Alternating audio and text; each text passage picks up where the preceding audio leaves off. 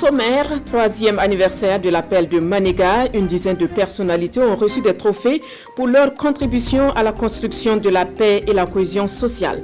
Parmi les lauréats, les anciens présidents Roch-Marc Christian Kaboré et Blaise Compaoré. Précision dans ce 13h. Dans cette édition, un clin d'œil à cette enseignante de Windguin, Kotim Ouedraogo, qui a fait 100% au CEP. À force de courage et de patriotisme, cette enseignante a déplacé à Waïguia ses élèves de CM2 après l'attaque de Windguin. Kotim Ouedraogo est vu aujourd'hui comme un modèle de résilience. Vous l'entendrez dans ce 13h. Et dans ce 13h, la chronique Société qui traite du repli identitaire. Ce repli qui se nourrit de la stigmatisation est une menace pour la cohésion sociale, déjà mise à rude épreuve par la crise sécuritaire, nous dit Charles Tiendrebego, que vous entendrez en fin d'édition. Madame, Monsieur, bonjour. Merci de vous informer sur la RTB. L'appel de Manéga, créé en 2020 avec comme credo la promotion de la paix et la cohésion sociale, a 3 ans, un anniversaire célébré les 24 et 25 juin à Pau. Des trophées ont à l'occasion été remis à une dizaine de personnalités pour leur contribution à la construction de la paix et la cohésion sociale. On compte parmi les lauréats des chefs coutumiers et religieux, mais aussi les anciens chefs d'État, Blaise Compaoré et Roch-Marc Christian Kaboré. Le film de la cérémonie avec Nongba Kouda et Aboubakar Sagnon.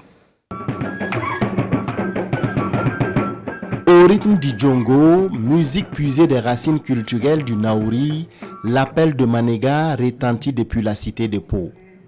À l'honneur, les lauréats de la 3e édition du Grand Prix de la Paix, dont les mérites sont ici célébrés. Cette année, les trophées sont décernés à plusieurs personnalités. Au rang de ces artisans de la paix, l'association Baïri Mebo de Kaya, le pasteur Flavien Tapsoba, Poa Soura, le chef de Guénon et la famille Liliou de Guénon, Ousmane Diko, émir du Liptako, Imam Alidou Ilboudo du Centre culturel islamique, le roi Gandobiré et le Popé, chef de Pau. Un grand prix unique Manéga de la paix est décerné aux 2 anciens chefs d'État du Burkina Faso, Blaise Compaoré et Roch-Marc Christian Kaboré. Pour les lauréats, au-delà des honneurs, cette reconnaissance sonne comme une invite à poursuivre l'œuvre de promotion de la paix et de la réconciliation nationale. À l'appel de Manéga, je dis que je m'engage. Je m'engage totalement. Je me suis déjà engagé dès les premiers jours. Je continue à m'engager parce que je crois à l'appel de Manéga. Pour ce qui est de mes sentiments par rapport à ce que j'ai reçu ce matin, je dis simplement que c'est une invite à mieux faire et je m'emploierai effectivement à mieux faire. Ce sont des petits pas que nous posons, ce sont des petits gestes. Notre voix n'est pas très audible, il est vrai, mais aujourd'hui nous sommes fiers qu'on reconnaisse quand même qu'on pose des jalons pour la cohésion sociale, le vivre ensemble et la paix en général. Nous sommes dans une situation sécuritaire pas très reluisante et effectivement il est bon que toutes les intelligences puissent être mises en commun pour arriver à quelque chose d'acceptable. Les sages de l'appel de Manéga ont porté leur choix sur ces personnalités en raison de leur contribution à l'édification d'une société de quiétude et de concorde. Cette distinction vise également la promotion de l'excellence dans la construction de la paix. Ces grands prix sont faits pour promouvoir des modèles. Vous savez que dans la société, dans les communautés, il y a des personnes qui construisent des modèles. Vous avez vu le cas de l'association Baïr Mebo, qui construit un modèle à partir d'un champ collectif, des femmes désespérées, des femmes PDI et tout. C'est un modèle. Il y en a d'autres cas. Mais il y a aussi des comportements, des gestes, des actions individuelles qui contribuent beaucoup à créer la paix dans la société. On voudrait qu'à travers ces personnalités qu'on prime, que d'autres aussi, là où ils se trouvent, se disent qu'un jour, ils peuvent être aussi primés, mais se disent aussi utiles par ce qu'ils font. Le pardon, clé de la réconciliation et de la paix, c'est sous ces thèmes que les activités commémoratives de l'an 3 de l'appel de Manéga se déroulent. La ville de Pau a été choisie pour abriter les festivités parce qu'elle demeure un exemple dans la gestion pacifique des crises et des conflits au sein de sa population. Quel est le rôle et la contribution des OSC en période d'insécurité dans un contexte de transition? La coalition sur la refondation de la patrie a posé le débat à la faveur d'un panel qui a réuni ce samedi des acteurs de la société civile, des politiques et des coutumiers. Le lieu pour la CRP est d'appeler la société civile à plus de responsabilités dans la lutte contre l'insécurité. Compte rendu de Konsoun Koulibaly et Amadou Marcelto. Lutte contre l'insécurité et l'extrémisme violent au Burkina Faso. La coalition pour la refondation de la patrie, CRP, prône une meilleure implication des organisations de la société civile. Elle les interpelle sur leur rôle et leur rapport en période d'insécurité, surtout dans ce contexte de transition. Nous avons fait un constat depuis 7 ans que cette guerre que notre pays subit, s'il s'agissait seulement que d'une guerre combattue par les militaires qui pouvait nous permettre de retrouver l'intégralité du territoire, je pense que nous avons eu suffisamment de temps pour que le territoire soit recouvré. Nous avons décidé de sortir des carcans des conférences de presse pour appeler des experts qui s'y connaissent mieux en sécurité, qui sont également donc des civils et des hommes de tenue certainement, pour venir nous parler un peu du rôle que nous devons avoir en tant que citoyens. Quel comportement devons-nous avoir à partir de maintenant pour aider nos militaires afin qu'ils puissent résoudre ce problème. Dans sa démarche, la CRP peut compter sur le panéliste Mahamoudou Sawadougou. Pour cet expert des questions sécuritaires, la société civile gagnerait à se faire valoir sur le terrain de la protection des populations à travers la sensibilisation et la prise en compte de leurs besoins. Nous avons affaire ici à une guerre de cœur. Il faut gagner le cœur des populations. Et qui est plus proche des populations si ce n'est que les OSC qui font partie même de ces populations. Voilà pourquoi il faut étendre effectivement l'action et les mouvements de ces OSC sur l'ensemble du territoire. Il ne faut pas que ces OSC soient cantonnés en ville, mais sur l'ensemble du territoire et surtout dans les zones à fort défi sécuritaire. Mieux, la coalition plaide pour une meilleure collaboration entre les autorités de la transition et la société civile dans cette guerre contre le terrorisme où les acteurs sont en majorité des jeunes. 90% des groupes armés terroristes selon le panéliste. Parmi les victimes de l'insécurité, on compte des enfants. Ceux de l'école de Roblo dans le Loroum ont eu plus de chance après l'attaque de la commune de Windigé. Leur enseignante, Kotim Ouedraogo, a fait preuve de courage et de résilience en déplaçant ses élèves en classe de CM2 à Wayuguya. La moisson a été très bonne, avec 100% de succès au certificat d'études primaires. Vous allez le constater, même après le CEP, l'enseignante continue de prendre soin de ses élèves. Non moins de Constantin Ouedraogo et Alidou Alain Sawadko sont allés à sa rencontre. Suivant.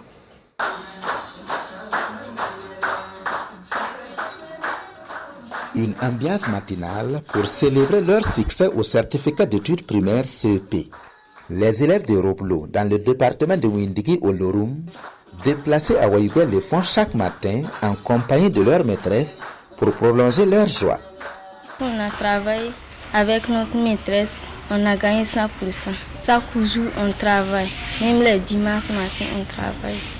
Souvent elle chante, elle danse avec nous. Elle nous a pris comme une mère. C'est son amour pour le travail bien fait et son cœur de mère qui ont amené cette dame à se battre pour la réussite de ses enfants. Déplacé interne de Windigi, Kotim Ouedraogo incarne des valeurs de résilience et de résistance dans un contexte où l'école est mise à mal par la situation sécuritaire au Burkina. Il y avait un moment, dans toute commune de Windigi, elle était le seul. Elle aussi, elle a décidé que comme toute la population de Roblo sont là, toujours dans les villages, elle aussi, elle est là. Après l'attaque de la commune de Windigi, elle a pris ses élèves sous ses ailes. Elle tient une classe multigrade dont 44 candidats au CEP, logés et restaurés dans une salle unique à Wayuguya. Je voulais me porter volontaire pour aller là-bas les encadrer. Mais, vu ce qu'on a vécu là-bas, je ne pouvais plus repartir là-bas. Donc c'est pour cela qu'on a jugé bon en tout cas de voir comment on peut faire pour appuyer ces enfants, pour que en tout cas les risques que j'ai courus, que ça ne laisse pas faire. Une dizaine d'élèves de cette classe ont perdu leurs parents dans l'attaque de Windigi qui a fait une vingtaine de morts.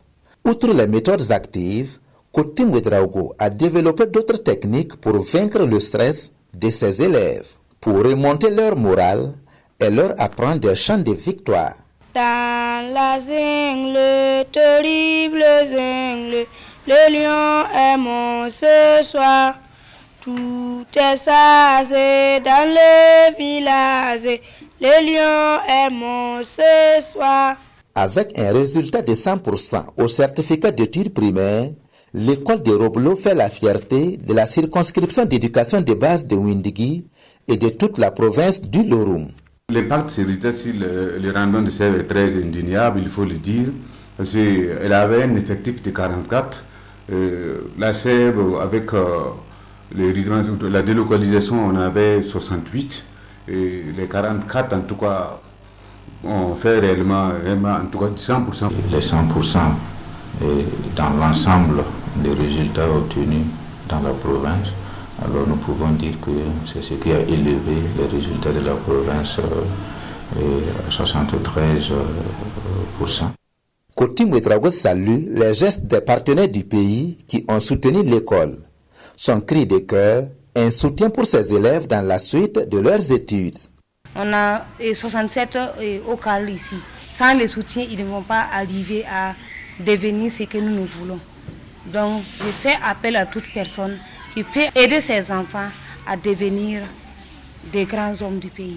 La salle qui faisait office de classe a été offerte par la DEFAD, Association d'aide aux enfants et aux familles démunies, pour l'encadrement de ses élèves déplacés. Coutim Ouedraogo a été reçu et encouragé par son ministre de tutelle à Ouagadougou. Le ministère du Genre et de la Famille est aussi engagé dans ce combat contre les pratiques qui affectent l'épanouissement des enfants au Burkina. En marge de la commémoration du mois de la famille et de l'enfant, le département a initié une formation au profit d'une trentaine d'enfants. Une formation axée sur l'élimination des mutilations génitales féminines, les droits des enfants handicapés et l'éducation aux techniques de l'information et de la communication. Gira Somé et Amadou Martialto pour plus de détails. Sous forme de communication, de témoignages et d'échanges, des thématiques relatives à l'éducation sur les TIC, l'exploitation sexuelle, de même que les mécanismes de signalement dans le système de protection de l'enfant sont vulgarisés à cet atelier. Le ministère du Genre et de la Famille, à travers cette formation, entend contribuer à l'élimination des pratiques néfastes promues par les TIC et affectant les enfants au Burkina Faso. C'est un atelier qui rentre dans le cadre de la commémoration du mois de la famille et de l'enfant. Ils ont suivi un certain nombre de communications et en même temps ils ont eu des travaux sur les structures de protection qui existent. Ils connaissaient un certain nombre d'éléments tels que par exemple les mécanismes de signalement, les canaux de signalement qui sont là, c'est-à-dire les différents numéros verts ou d'urgence qui existent. Et nous avons vu que là où ils n'avaient pas pu signaler, on a pu donner les éléments nécessaires en complément de ce qu'ils connaissaient déjà. Durant ces 2 jours, j'ai appris vraiment beaucoup de choses. J'ai appris aussi que les enfants handicapés ont aussi les mêmes droits que nous, les enfants, car ils sont aussi pareils que nous. Nous ne devons pas les différencier, nous ne devons pas les trier. Et j'ai aussi appris l'excision, que c'est une très mauvaise pratique. J'ai aussi appris sur l'utilisation du téléphone portable.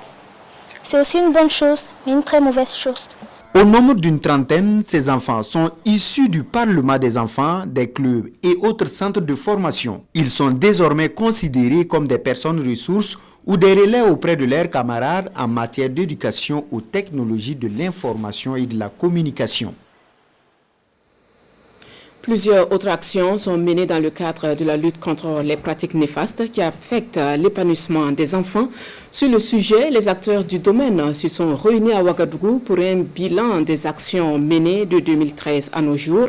Une rencontre à mettre à l'actif des activités du mois de la famille et de l'enfant. Davouda Ouattara et bienvenue dans ça. À l'ordre du jour de cette rencontre, la commémoration du mois de la famille et de l'enfant. C'est un rendez-vous des acteurs de défense des droits et devoirs des enfants pour évaluer les actions menées en faveur de la promotion de l'enfant De 2013 à ce jour, les activités mises en œuvre ont concerné la lutte contre les violences faites aux enfants, les mutilations génitales féminines, les mariages forcés, la discrimination à l'égard des enfants vivant avec un handicap, entre autres. Il y a beaucoup de documents de politique qui existent en matière de lutte contre les pratiques néfastes à l'égard des enfants. Vous avez des plans aussi qui ont été élaborés, des projets qui sont mis en œuvre au niveau des différents départements ministériels, des textes de loi qui ont été adoptés, voilà, pour lutter contre toutes ces formes de violence à l'égard des enfants. Et il va s'agir aujourd'hui de voir quels sont les progrès que le Burkina Faso a fait. En dépit de toutes ces actions, les pratiques néfastes persistent toujours au Burkina. C'est pourquoi l'ensemble des partenaires qui accompagnent la promotion de la petite enfance recommandent aux différents acteurs de redoubler d'efforts pour le bien-être des enfants. Avec le contexte actuel que nous vivons actuellement, et les enfants sont les plus touchés. Quand on regarde les pourcentages, les enfants sont les plus touchés. Et il est temps que tous les acteurs, en tout cas, travaillent en synergie pour accompagner ces enfants qui sont dans les difficultés, afin que le taux, comme l'a souligné monsieur le directeur, le taux puisse redescendre afin que les enfants soient protégés sur l'ensemble du territoire. Au menu des échanges de cette rencontre de 48 heures, des communications sur les droits et devoirs des enfants, les pratiques malsaines qui gangrènent dangereusement leur évolution et des plaidoyers pour garantir à chaque enfant le bien-être. Autre point de l'actualité, le 14e congrès ordinaire du syndicat unique de la météorologie, de l'aviation civile et assimilée qui s'est tenu les 24 et 25 juin à Ouagadougou. Au menu, le bilan du Bureau national qui s'achève, les défis à relever par la nouvelle équipe, mais aussi la problématique de la concession de l'aéroport de Donsin, compte rendu de Consone Koulibaly et Draman Dadja. Pour ce faire, bilan satisfaisant des 5 années de gestion du bureau sortant du SUMAC, le syndicat unique de la météorologie, de l'aviation civile et assimilée. Solidarité et entraide, mais également la formation des militants à la base pour réussir leur mission de revendication. La nouvelle stratégie de relance de Air Burkina et l'affaire Donsin sont aussi à mettre à l'actif de ces syndicats, selon le secrétaire général sortant. Élu président du BCRTA des 17 pays de la SECNA, il invite les congressistes à la mobilisation pour l'intérêt général, d'où le thème « Sûreté et insécurité » dans un contexte de privation de l'aéroport international de Ouagadougou-Donsin. Vous savez que la convention de concession de l'aéroport international de Ouagadougou a été signée. Et dans cette convention, dites-vous très bien que le gouvernement d'alors a décidé, en tout cas que c'est le nouveau concessionnaire qui va récolter 80% des recettes de la sûreté. C'est comme s'ils avaient privatisé de fait la sûreté. Alors que la sûreté, c'est quand même un domaine régalien. La problématique de la concession de l'aéroport de Donsin est déjà sur la table du gouvernement de transition, foi du département en charge des transports.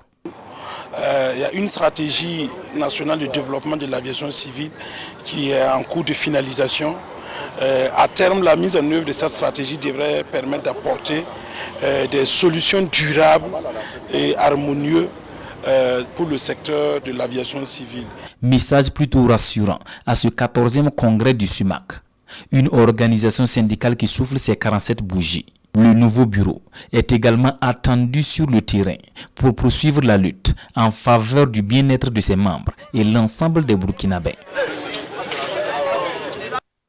Cap à présent sur Paris où s'est tenue hier samedi la nuit de l'excellence et de l'expertise burkinabé à l'international. En marge de cette activité, BSL Communication, structure organisatrice, a initié une conférence qui a réuni des opérateurs économiques, des investisseurs étrangers et la diaspora. Le point avec notre envoyé spécial à Paris, Hadi Sandamba. C'est vraiment très sélectif. À cette rencontre, ils sont une soixantaine de chefs d'entreprise venus du Burkina Faso, de la France et de la Belgique. Sous la houlette de BSL Communication, chacun passe présenter ses activités ainsi que les opportunités liées à son champ d'action. Passé cette étape, c'est le B2B qui commence. Entre échanges de contacts, partage d'expériences et témoignages, la rencontre se déroule dans une ambiance bon enfant. Aujourd'hui, il faut le dire, le Burkina Faso a besoin de relations solides et durables, raison pour laquelle on a initié vraiment cette rencontre-là, avec cette conférence, pour permettre vraiment à ces entrepreneurs qui ont quitté le Burkina Faso de rencontrer de potentiels investisseurs et rencontrer aussi des entrepreneurs qui sont ici aussi dans la diaspora pour qu'ils puissent avoir cette connexion-là et favoriser et permettre de redynamiser notre économie. Pour investir au Burkina, il faut s'entourer effectivement donc des acteurs qui sont compétents pour effectivement leur conseiller dans tous les domaines d'activité qu'ils veulent effectivement mener au Burkina pour avoir une bonne sécurité juridique, gage donc des investissements sûrs et rentables donc non seulement pour eux et pour le Burkina Faso. Déjà, les participants à cette conférence se disent satisfaits et beaucoup de projets se profilent à l'horizon. J'ai pour projet après de rentrer au Burkina et de faire une ferme et d'investir notamment dans les poulaillers. Donc ça a été vraiment une grande opportunité pour moi. J'ai pris beaucoup de contacts et je sais à peu près comment faire pour réaliser mon projet à court et à long terme. Nous avons fait des échanges vraiment prometteurs et nous allons valoriser très bientôt encore, au-delà de nos attentes, la mode du Burkina Faso. J'ai pu échanger sur différents domaines, que ce soit dans le droit, le style, la communication, pour justement faire des projets encore plus concrets au Burkina. Portée par BCL Communication, la rencontre se tient en marge de la nuit de l'excellence de l'entrepreneuriat et du mérite burkinabé à Paris. Une soirée gala qui se déroulera ce soir même sous le thème « Opportunités d'investissement sur le Burkina Faso ». Un mot de religion, le premier convoi des pèlerins de Bobo Dioulasso a décollé cette nuit. Tout s'est bien déroulé dans l'ensemble, même si l'on note un retard d'arrivée à l'aéroport de certains candidats au Hajj. Maneka Yen et Ali Traoré. C'est le jour J pour le premier convoi des candidats au Hajj de Bobo Dioulasso. Après 2 années d'attente, ils ont l'occasion ce soir de rallier la Mecque pour accomplir le 5e pilier de l'islam. Mais avant, il faut se soumettre au contrôle d'usage.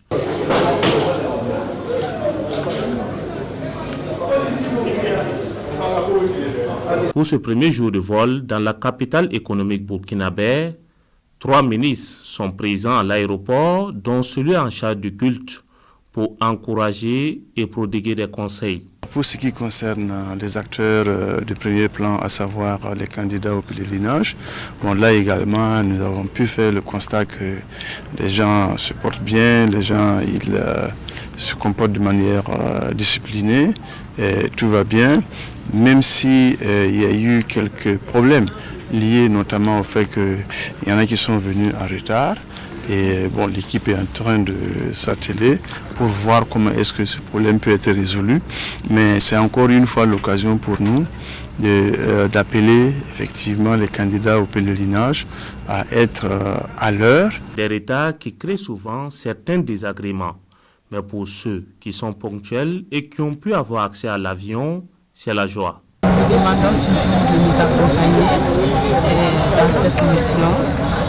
Nous protéger et nous assister et faciliter toutes les activités qu'on va mener là-bas. En plus de ce premier vol, 2 autres convois sont prévus le lundi selon le comité d'organisation du Hajj pour permettre aux pèlerins de rallier la Mecque. Autre point, le Conseil de l'Entente renforce sa coopération avec l'Union Benelux. Le secrétaire exécutif de l'institution sous-régionale était en mission à Bruxelles où il a rencontré le secrétaire de l'Union Benelux. Les 2 personnalités ont tracé les signaux d'une coopération efficace et jeté les bases d'un partage d'expérience entre le Conseil de l'Entente et l'Union Benelux. Bienvenue dans ce signe, le commentaire. Le secrétaire exécutif du Conseil de l'Entente en séance de travail avec le secrétaire général de l'Union Benelux, une association intergouvernementale qui regroupe la Belgique, le Luxembourg et les Pays-Bas, avec un accord qui favorise la libre circulation des services, des personnes et des biens entre ces 3 pays depuis 1958. Le Conseil de l'Entente veut bénéficier de l'expérience de cette union. J'ai estimé que l'Union Benelux, qui regroupe 3 pays sur 27 de l'Union européenne, et le Conseil de l'Entente qui regroupe 5 pays sur 15 de la CEDEAO, avait une expérience à partager et que notamment nous avions à tirer profit de l'expérience plus ancienne de l'Union Benelux. Nous avons à l'issue de cet échange projeté une coopération et nous allons continuer à rester en contact pour voir comment optimiser cette coopération avec l'Union Benelux au bénéfice du Conseil de l'Entente. En effet, nous avons eu de très très bons échanges. J'étais très heureux de pouvoir accueillir une grande délégation à la Maison du Benelux, à comparer nos projets ensemble et à voir où est-ce qu'on peut apprendre l'un de l'autre. Marcel Amontano a profité de ce séjour en Europe pour rencontrer plusieurs acteurs multilatéraux et bilatéraux présents. Toutes nos excuses pour cet élément qui finit en queue de poisson. Et dans la suite de cette édition, non à la stigmatisation, non à la guerre, c'est l'appel de Charles Kienderbego dans sa chronique Société. À ce dernier jour de la semaine, et comme je vous l'ai annoncé en titre, notre confrère porte son attention sur le repli identitaire, une menace pour la construction de l'État-nation. Suivant. Qu'est-ce qui nous arrive, est-on tenté de poser comme interrogation face à l'horreur qui se déroule sous nos yeux? Le havre de paix, jadis tissé de la symbiose des cultures, de la parenté à plaisanterie comme rempart du vivre ensemble, n'a-t-il pas tenu? Comment expliquer cette soudaine poussée de la violence intercommunautaire? Vivait-on avec ce secret désir d'en découdre avec les autres? Je refuse d'y croire. Mais d'où tire-t-on l'endurcissement des cœurs prêts à composer avec l'horreur au quotidien? D'où viennent les coups de feu qui sèment la désolation dans nos campagnes, transformées en champs silencieux de batailles clandestines? Je refuse de m'en accommoder et je pense toujours à des errements de quelques frères qui reviendront à la raison. La violence engendre la violence et le cercle vicieux se creusera davantage au prix de chaque Burkinabé tombé. Pourquoi tu tombes maintenant? À qui profitent ces crimes? Dans cette bataille aveugle, c'est le serpent qui se mord la queue. Et le comble, c'est que personne ne peut vous expliquer pourquoi ce drame. L'heure n'est plus à ces questions. Il faut sauver d'abord sa peau. Des vagues de déplacés qui fuient sans destination précise. Elles fuient laissant derrière elles des infortunés abattus dans des marchés ou rejoints dans des concessions et supprimés sans état d'âme. Pourquoi l'horreur devient-elle la règle? À quand la fin de ces attaques? Le drame a atteint son paroxysme et à quelques kilomètres de là, on va tranquillement à ses occupations. On fait comme si de rien n'était, on se marie à grande pompe et on suit l'actualité comme on le faisait quand les talibans frappaient en Afghanistan, les Chebabs au Kenya et plus près de nous quand Boko Haram violentait au Nigeria. Le spectacle a assez duré, l'indifférence aussi a duré. Les débats continuent dans nos villes, la politique occupe les esprits et les esprits perfides pensent pouvoir en tirer profit. On continue d'accuser les autres, la stigmatisation devient la règle et le repli identitaire plane. Va-t-on enfin nous réveiller et montrer la même solidarité que celle qui est en train de contrecarrer la Covid-19? Va-t-on enfin éteindre le feu qui brûle le Sahel? Tout peut changer si tout le monde se donne la main et si l'on refuse d'installer la vengeance comme une voie à suivre. Les grands penseurs sont unanimes sur la question. Là où la guerre a échoué, le dialogue a fait des grands pas. Là où la violence a résolu des équations, le dialogue et la concertation auraient été 1000 fois mieux. La paix serait là, mais des absents se compteront parmi nos rangs. On s'arrête là pour les informations de la mi-journée de ce samedi, de ce dimanche plutôt. Merci à vous qui nous avez suivis depuis le début de la semaine. Juste après, l'invité politique avec Mwindata Nathalie Kaoré. Restez en notre compagnie pour la suite du programme.